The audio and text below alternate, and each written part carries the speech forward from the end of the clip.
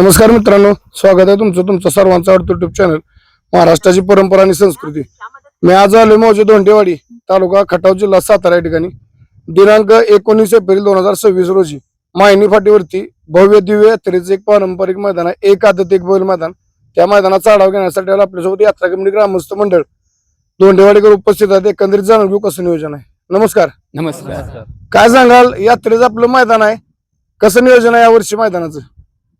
सालाबाद प्रमाणे याही वर्षी आमचे कुलदैवत चंद्रसेन महाराज यांचा उत्सव या ठिकाणी आमच्या धोंडेवाडी गावामध्ये, धोंडेवाडी गावचे सर्व ग्रामस्थ, मुंबईकर मंडळी, सर्व गावातील तरुण मंडळी, सर्व महिला यांच्या उपस्थितीमध्ये हा उत्सव सुरू आहे.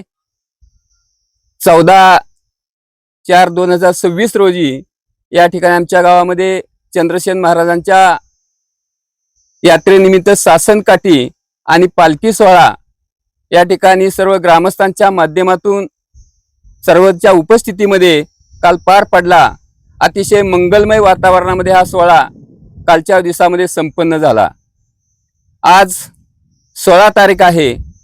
या 16 तारखेला आमच्या धोंडेवाडी गावामध्ये आमचं कुलदैवत चंद्रसेन महाराज यांची रथातून भव्य अशी मिरवणूक या ठिकाणी निघणार आहे. यासाठी सर्व वाद्यवृंद, सर्व ग्रामस्थ, मुंबईकर मंडळी, तरुण मंडळ, पंचक्रोशीची सर्व भाविक भक्त आणि इतर मान्यवर मंडळी सुद्धा या कार्यक्रमासाठी उपस्थित असतात. अशा पद्धतीने आजचा रथोत्सव सोहळा सुद्धा अतिशय मंगलमय आनंददायी वातावरणामध्ये पार पडणार आहे. सर्व ग्रामस्थ यांच्या उपस्थितीमध्ये हा सोहळा पार पडत असताना आम्हाला अतिशय आनंद होतोय की तदनंतर आमच्या धोंडेवाडी गावामध्ये यात्रेनिमित्त परंपरेनं चालत आलेली ही बैलगाडी शर्यतीचं सुद्धा नियोजन आमचे विशेषतः मुंबईकर मंडळी, ग्रामस्थ आणि सर्व तरुण मंडळी, बैलगाडी शौकीन यांच्या माध्यमातून हा बैलगाडी एक आदत एक बैल असा हा सोहळा या ठिकाणी 19/4/2026 रोजी या ठिकाणी मायनी धोंडेवाडीच्या शिवेमध्ये, म्हणजेच धोंडेवाडीच्याच परिसरामध्ये या ठिकाणी या बैलगाडीचा हा मोठ्या कार्यक्रमाचं आयोजन या ठिकाणी ग्रामस्थ, मुंबईकर मंडळ आणि तरुण मंडळाच्या माध्यमातून करण्यात आलेला आहे. अतिशय पूर्वी गेल्या वर्षी सुद्धा या ठिकाणी हा सोहळा झाला. त्यामध्ये बहुसंख्य लोकांनी याच्यामध्ये सहभाग नोंदवलेला होता. बैलगाडी शौकीन, बैलगाडी मालक या ठिकाणी मोठ्या संख्येने उपस्थित होते.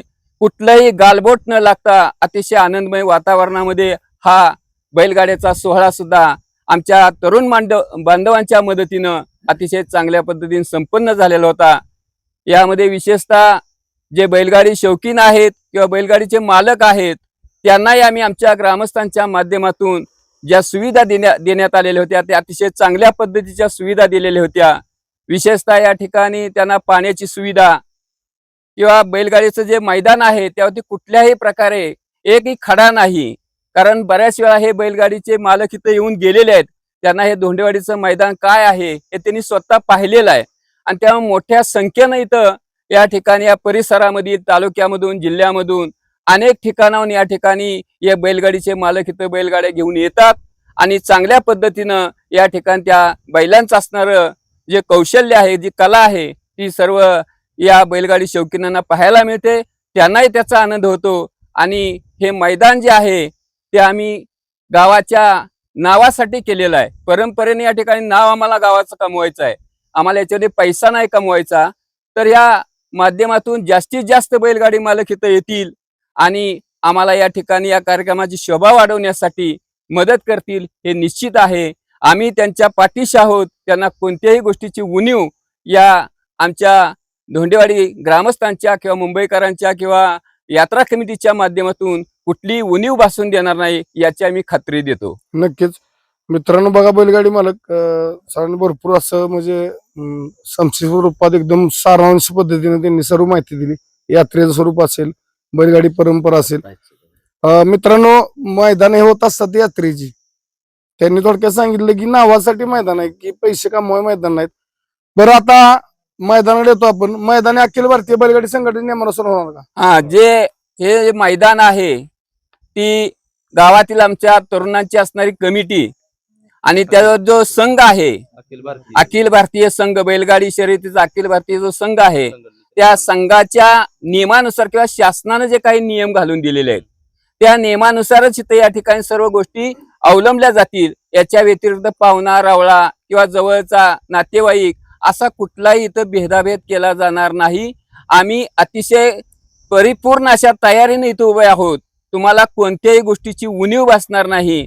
आणि या एक आदत बैलगाडीसाठी आमच्या ग्रामस्थांच्या किंवा मुंबईकरांच्या माध्यमातून या ठिकाणची बक्षीस योजना सुद्धा निश्चित केलेली आहे, ती आपल्याला माहीत असावी. म्हणून मी त्या बक्षिसाचं कसं नियोजन आहे हे मी आपल्या पुढे मांडतो. त्यामध्ये एक आदत एक बैलगाडी याच्यासाठी असणारी जी बक्षीस आहेत त्यामध्ये प्रथम बक्षीस आहे 61,000 रुपये, द्वितीय क्रमांक आहे 41,000 रुपये, तृतीय क्रमांक आहे 31,000 रुपये, चौथ्या क्रमांकाचं बक्षीस आहे 21,000 रुपये, पाचव्या क्रमांकाचं बक्षीस आहे 11,000 रुपये आणि सहावं जे बक्षीस आहे ते 7,000 रुपये आणि पाचवं जे बक्षीस आहे ते 5,000 रुपये. अशा पद्धतीनं या ठिकाणी ही आकर्षक आणि योग्य अशी बक्षीस योजना सुद्धा आमच्या यात्रा कमिटी ग्रामस्थ आणि मुंबईकर मंडळीच्या माध्यमातून इथे निश्चित केलेली आहे. यामध्ये कुठलाही फरक पडणार नाही याची आम्ही सर्व यात्रा कमिटी ग्रामस्थ आपल्याला हमी देतो आणि आपण सर्वांनी मिळून या ठिकाणी या बक्षिसाचा लाभ घ्यावा आणि आमच्या धोंडेवाडी गावची जी बैलगाडीची जी परंपरा आहे ती परंपरा टिकवण्यासाठी आम्हाला सहकार्य करावं. तुमचं जेवढं सहकार्य त्याच्या दुपटीनं आमचं सहकार्य तुम्हाला असणार आहे याची आम्ही या ठिकाणी यात्रा कमिटी आणि ग्रामस्थांच्या माध्यमातून तुम्हाला निश्चितपणे देतो. आपण सर्वांनी या बैलगाडी शौकीनांनी इथं या धोंडेवाडी गावामध्ये यावं. चांगल्या पद्धतीनं आपल्या सहकार्यानं सुद्धा त्या सांगावं की या गावामध्ये अतिशय चांगल्या शिस्तीनं असं बैलगाड्याचं नियोजन असतं. आपल्या मित्र किंवा इतर नातेवाईक असतील जे शौकीन आहेत त्यांना या ठिकाणी आमचा निरोप द्या आणि जास्तीत जास्त संख्येनं आमच्या धोंडेवाडी गावामध्ये चंद्रसेन यात्रेनिमित्त ज्या बैलगाड्याचं नियोजन केलेलं आहे त्या नियोजनासाठी आपण सर्वांनी सहभाग दर्शवावा अशी मी पुन्हा पुन्हा यात्रा कमिटीच्या वतीनं विनंती करतो. नक्कीच. नमस्कार. नमस्कार. काय सांगाल आता मी फाटीकडे येतो, फाटीबद्दल काय सांगाल पहिल्यांदा? पल्ला आपला 800 फूट राहील. बर.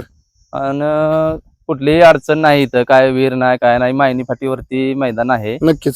बरं, आपले ऑनलाईन नोंद कधीपासून चालू आहे? आपल्या आजपासून ऑनलाईन नोंद चालू झालेली आहे. मित्रांनो, सर्वात पहिल्यांदा बैलगाडी मालकांना लक्षात घ्या, एक आदत एक बैल मैदान धोंडेवाडी मायनी फाटी या मैदानाची ऑनलाईन नोंद सुरू झाली आहे. तर माझी बैलगाडी मालकांना विनंती आहे, येत्या 3 दिवसामध्ये राहिलेल्या बैलगाडी मालकांनी ऑनलाईन नोंद करून यात्रा कमिटी ग्रामस्थ मंडळ धोंडेवाडीकरांना सहाय्य करा.